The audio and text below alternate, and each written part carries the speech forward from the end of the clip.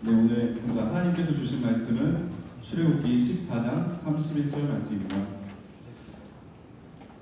이스라엘이 여호와께서 애굽 사람에게 행하신 그 큰 능력을 보았으므로 백성이 여호와를 경외하며 여호와와 그의 종 모세를 믿었더라. 아멘. 할렐루야. 네. 이 자리에 나오게 되어 좀 떨리고 어색한 그런 자리인데요. 이렇게 많은 분들, 그리고 또 이렇게 나이가 많으신 분들에게 또 한참 유치부에서 설교했어서 많은 분들에게 하는 것도 처음입니다. 다른 말 필요 없고 예쁘게 봐주시고 은혜 받고 돌아갔으면 좋겠습니다.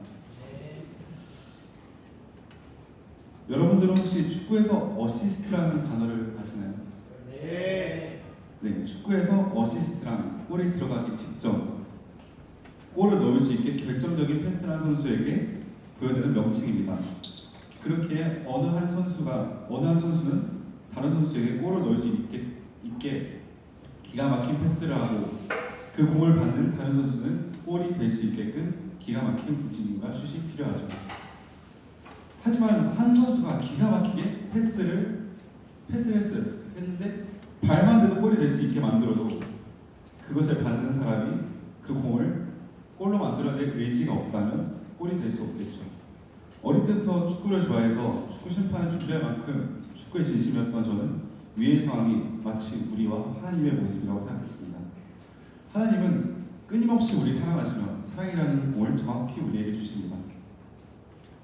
그렇다면 우리는 그 공에 응답해야 골이 되겠죠. 여기서 골이란 아픔과 슬픔이 없는 어린이가 독사구에 손을 집어넣으며 장난치는 그곳, 하나님 나라를 의미합니다. 하지만 우리의 모습은 그 사랑에 응답하지 않는 모습을 보일 때가 많습니다. 아무리 신학생이라지만 하나님을 원망한 적이 있을 것입니다. 저 또한 그런 적이 있습니다. 저는 이 이유가 하나님의 사랑을 모르기 때문에 일어난 것이라고 생각하는데요. 오늘 출애굽기의 이야기를 보고 깨닫고 알아가며 하나님 나라라는 결실을 맺길 소망합니다. 오늘은 출애굽기 이야기를 해보려고 합니다. 출애굽기는 제가 정말 좋아하는 성경 중 하나인데요. 왜냐하면 판타지 같은, 영화 같은 상상을 초월하는 일들이 벌어지기 때문이죠. 성인이 되어 다시 본 출애굽기는 역시나 판타지 같은 이스라엘 백성들에 대한 하나님의 사랑임을 느끼게 됩니다. 출애굽기엔 지금은 이집트라 불리는 애굽이란 나라가 나옵니다. 그 애굽이란 나라에 아브라함이라는 인물이 등장하고요.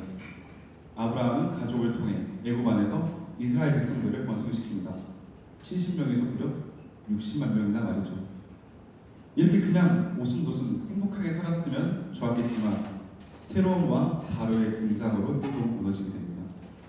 바로 왕은 애굽에 있는 사람보다 많고 강한 이스라엘 백성들을 보며 두려움을 느끼고 그들에게 강제로 힘든 노동을 시키며 학대했습니다. 그렇게 아무 잘못 없이 그저 이스라엘 백성이라는 이유로 매일 땡볕에서 무거운 짐을 나르고 애국 사람들에게 학대를 당하는 등 고통스러운 나날을 보내게 됩니다. 그들의 신음을 들으신 하나님께서는 불타는 떨기 나무를 통해 모세라는 인물을 부르십니다. 하나님께서는 본인이 하나님이라는 것을 모세에게 알려주시고 애굽에서 이스라엘 백성들을 탈출시키라 하시죠. 그리고 바로 왕이 순순히 이스라엘 백성들을 보내지 않을 것을 미리 아신 건지 애굽을 칠 것이라고 예고하십니다. 그렇게 하나님 말씀에 믿음을 갖게 된 모세는 바로 왕에게 찾아가 이스라엘 백성들을 보내주라고 합니다.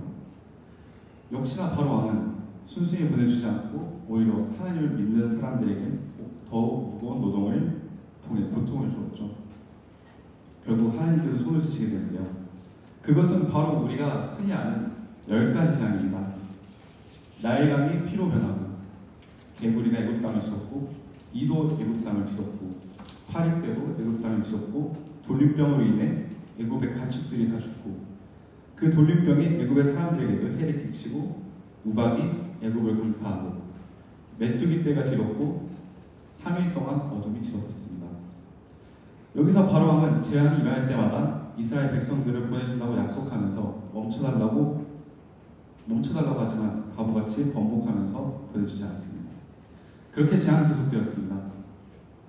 그리고 마지막 10번째로 문설주, 즉 현관문의 어린 양의 피를 바르지 않는 집에는 장남이 죽는 재앙을 내리십니다.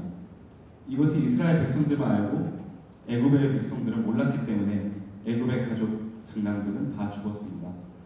바로의 장남도 예외가 없었죠. 결국 할 수 없이 바로는 이스라엘 백성들을 풀어주게 됩니다. 그러나 백성들이 떠나기 무섭게 바로는 다시 마음을 바꿔 자신의 군대를 보내어 쫓아갔습니다. 홍해 앞에서 쉬어가던 이스라엘 백성들은 뒤에서 무섭게 쫓아오는 바로의 군대들을 보며 두려움에 떨게 됩니다.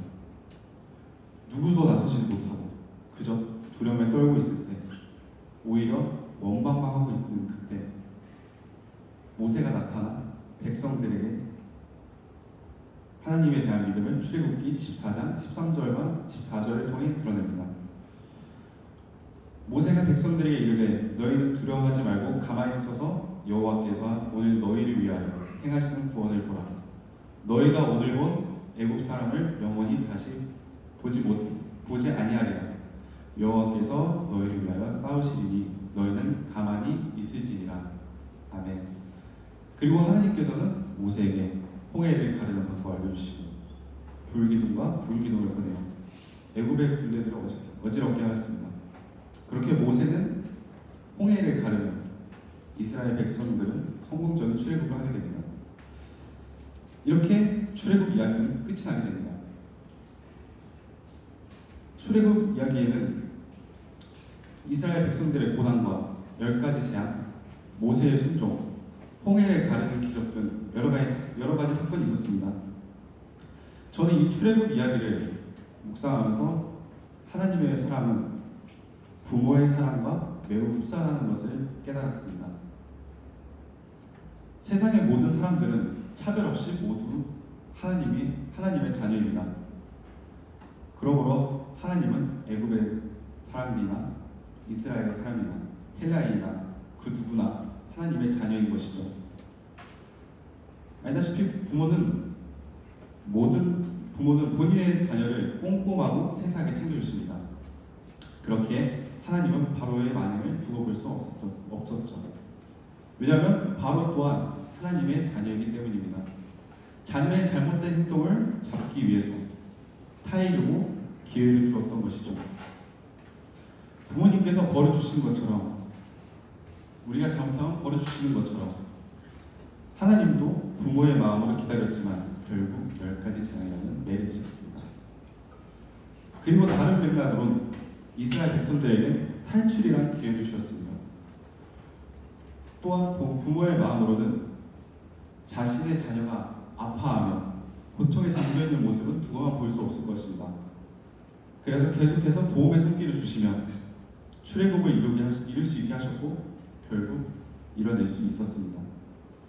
모세를 부르신 것도 10가지 재앙도 불기둥과 구름기둥도 홍해를 가른 것도 모두 하나님의 끊임없는 관심에서 나온 사랑의 메시지가 아닐까 저는 생각합니다.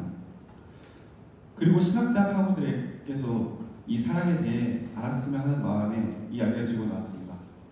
왜냐하면 당시 고난을 겪었던 이스라엘 백성들의 모습에서 현재 신학이라는 어려운 길을 걷고 있는 우리의 모습이 보였기 때문입니다. 우리 학우들은 저마다 하나씩 고민을 갖고 있을 것입니다. 하나님을 믿는 마음이 신앙적인 고민, 사역 안에서 어려움으로 인한 목회자의 고민, 이 길이 맞는가에 대한 고민을 우리는 끊임없이 할 것입니다. 아직 20대밖에 안 된 우리는 고민과 걱정에 신음하죠. 저도 올해 초에 어려움을 겪었기 때문에 극히 공감합니다. 물론 제가 헤아릴 수 없는 개인적인 사연과 고통도 있을 것입니다. 하지만 여러분들이 알아줬으면 하는 것이 있습니다. 그것은 하나님은 우리가 하는 고민에 함께 신음하시고 우리가 기뻐하는 일에 함께 기뻐하고 어떠한 상황 속에서도 사랑하시고 돌봐주신다는 것입니다. 늘 우리와 함께 하시는 하나님께 의지하기 소망합니다. 그러니까 우리가 부모님께 기대고 고민을 이야기했듯이 끊임없이 하나님께 기대고 끊임없이 고민하시기 바랍니다.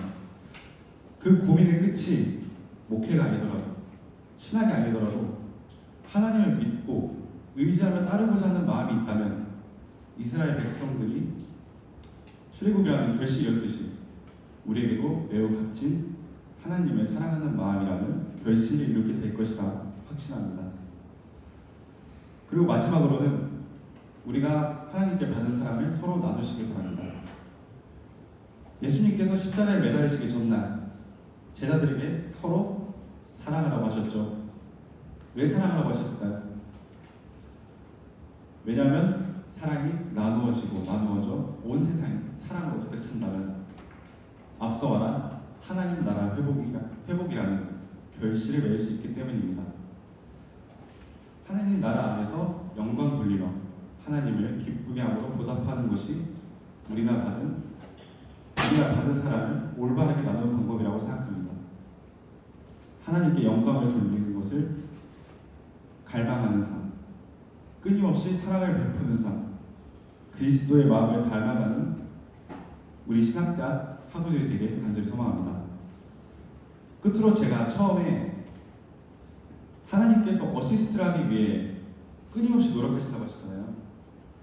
이제는 우리가 어시스트를 해보는 것입니다. 하나님께 받았던 사랑이라는 공을 우리를 통해 다른 사람에게도 전해져 하나님 나라라는 꼴을 이룬다면 정말 아름다운 세상이 되지 않을까요? 그 어시스트를 하기 위해 간절히 기도하고 하나님께 나아가는 우리가 되길 소망하며 말씀 마치도록 하겠습니다. 감사합니다.